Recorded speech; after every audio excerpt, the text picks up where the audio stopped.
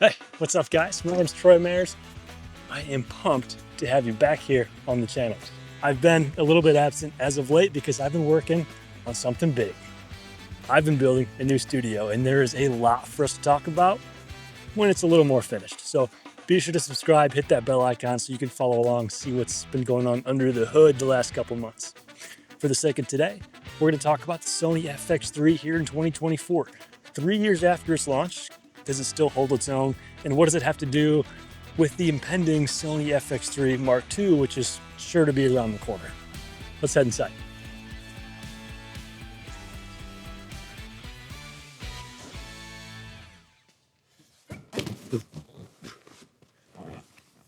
Just like I planned.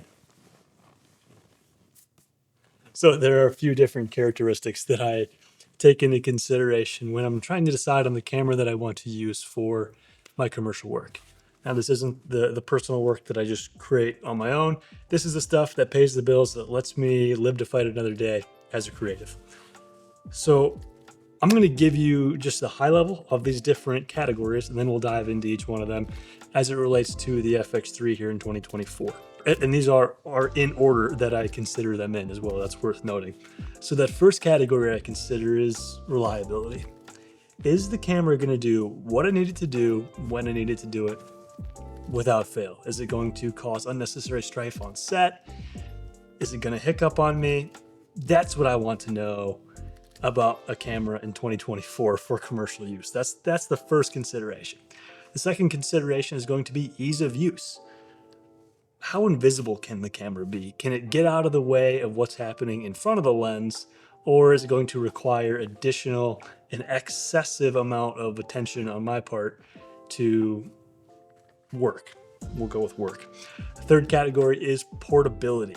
How much effort is it going to take for me to get that camera where I need it to be? And that segues right into my fourth consideration, which is rigging options. Can I physically get that camera where it needs to be? Top down, low, in a windshield of a car? Can I get it on a gimbal? Those types of things. What are my rigging options? And then my fifth consideration, and this is a pretty interesting spot for this to go, and that is image quality. Oh man, what a bummer. My picture frame just fell off the wall.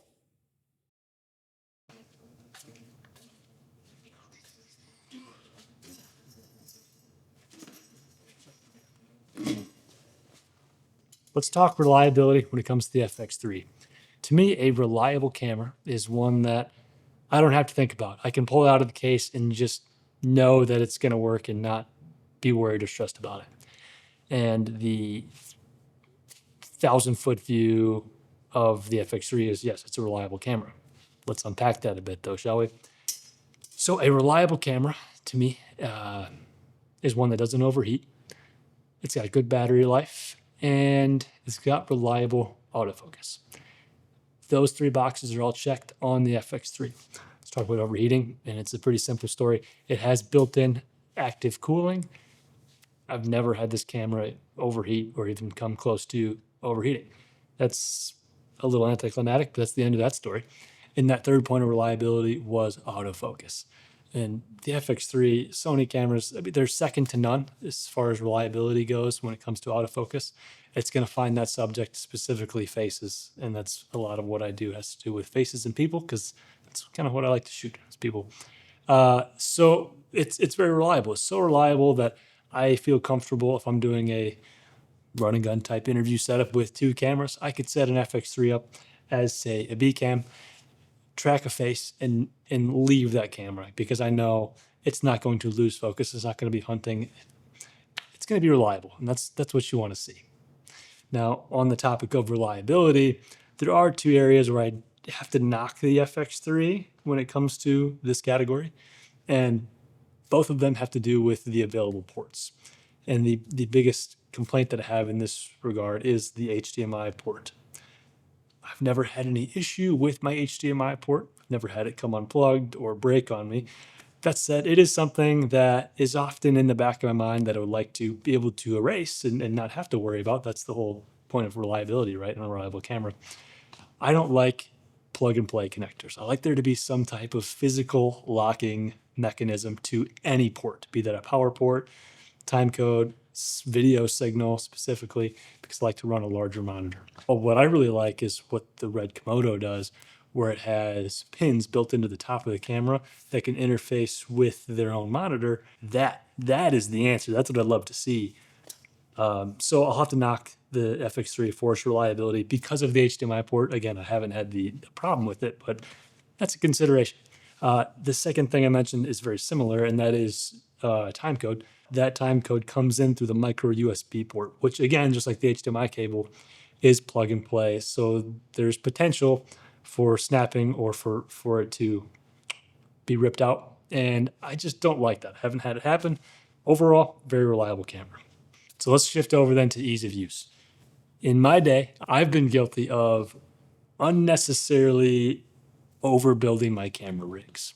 If you could strap it on there, I strapped it on there because I wanted it to look bigger, better. And it, outside of that, I mean, yeah, there's one side, the client perspective, but it also made me personally feel more confident in what I was doing because it felt like the more complicated I made it for myself, the better I was doing. I was working harder, but not necessarily smarter. So as I've matured as a filmmaker, as a photographer, I have begun stripping away more and more of that. So ease of use as far as the FX3 goes, it is incredibly easy. I often find myself not needing to bring any additional accessories. There's many shoots I go on where I just bring the camera and the lens. One of the other aspects as far as ease of use goes that I love about this camera is the Sony Monitor and Control app. What I've been running with a lot lately has been just a separate iPad that I will hold, that'll hand to an assistant, that'll often hand to the client, and we can both look at the image together on a larger screen. I can get all the controls of the camera that I would like to have. It makes the process of using the camera the way that I use it much easier. And that's pretty unique to Sony. I think Red also has a great monitoring app as well, but other cameras not so much. They're a bit clunky yet. All right, let's talk portability. I shoot about half of my commercial work here in the studio, and the other half takes place somewhere on location. On location, I'm moving in and out of places regularly. There might be stairs involved. There could be something that's taking place on the 40th floor of a tower. We might be going up on the roof. Who knows? It's not me. I never know. I probably should know what I'm getting myself into before I go, but there's not always time for a location scout. The other aspect about portability is it takes a lot of stuff to make a movie, to make a film, commercial, video, what have you. You know that. I'm not telling you anything that you don't already know. It takes a lot of stuff. So I'm already packing a lot of things, and I want to pack less. I want to take less things because it's just a lot of work, right? So the portability of the FX3, it doesn't get a whole lot more portable unless you're shooting on your phone, which is cool too. It's not my jam, but the FX3 is very portable. The camera's lightweight. It's easy to use. I touched on in a previous section that sometimes I don't bring any additional accessories other than a lens. And my lens of choice is the 24-70 GM2 because I'm cool and I didn't get GM1. I got GM2. Ultimately because it was slightly smaller and it fits a little bit better into the toolbox that I use. That's a separate video. I've got this cool kind of, again, different video. I don't think I've made one on that just yet.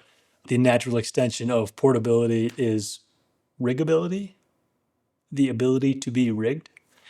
I shoot a lot of different stuff. Some of it's horizontal, some of it's vertical. I am also a hoe for a top-down shot. That is just my absolute go-to. There's very few videos that I make where I don't do a top-down. So how riggable is the camera? How well can the FX3 be rigged? And again, kind of the extension of the portability is the fact that it is so small and lightweight, makes it easy to be rigged in various places. Let's move on.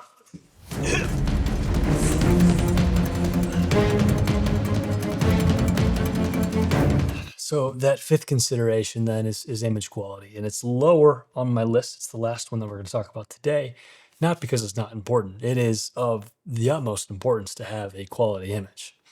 But it's not really a differentiating factor because of how level the playing field is between S-Log3, C-Log2, V-Log, F-Log, Log3G10, C-Log4, log, cabin. There's so many different flavors of logarithmic curves anymore, different color sciences, but they all yield a great looking image, and they can all be matched to each other if you know a thing or two in post-production, and DaVinci Resolve makes that even easier than it's ever been, as to a lot of other editing softwares.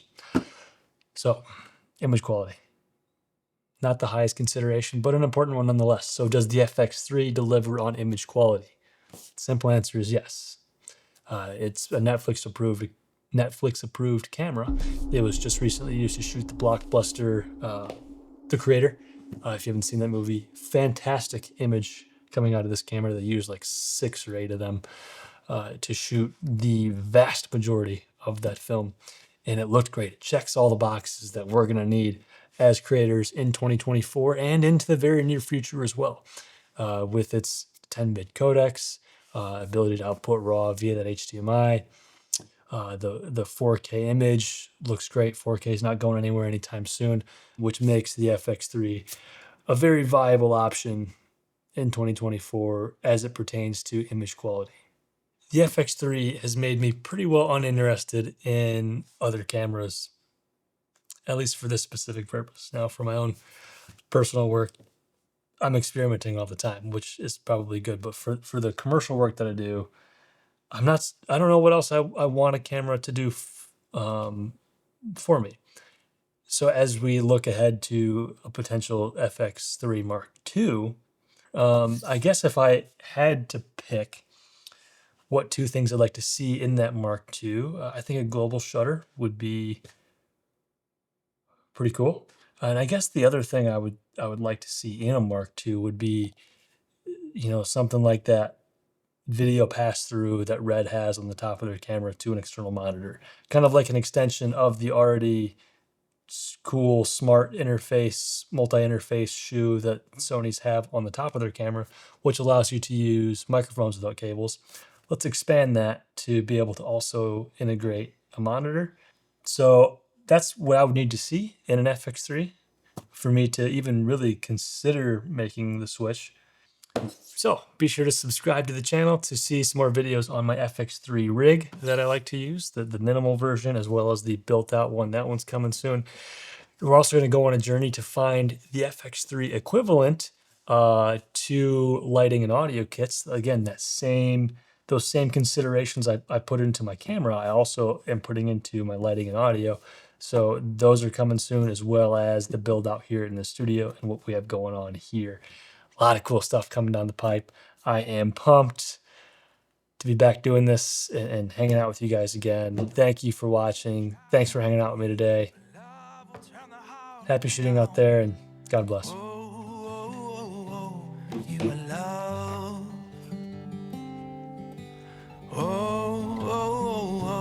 You are love. And don't forget you're not alone. The Holy Spirit wants to guide you all.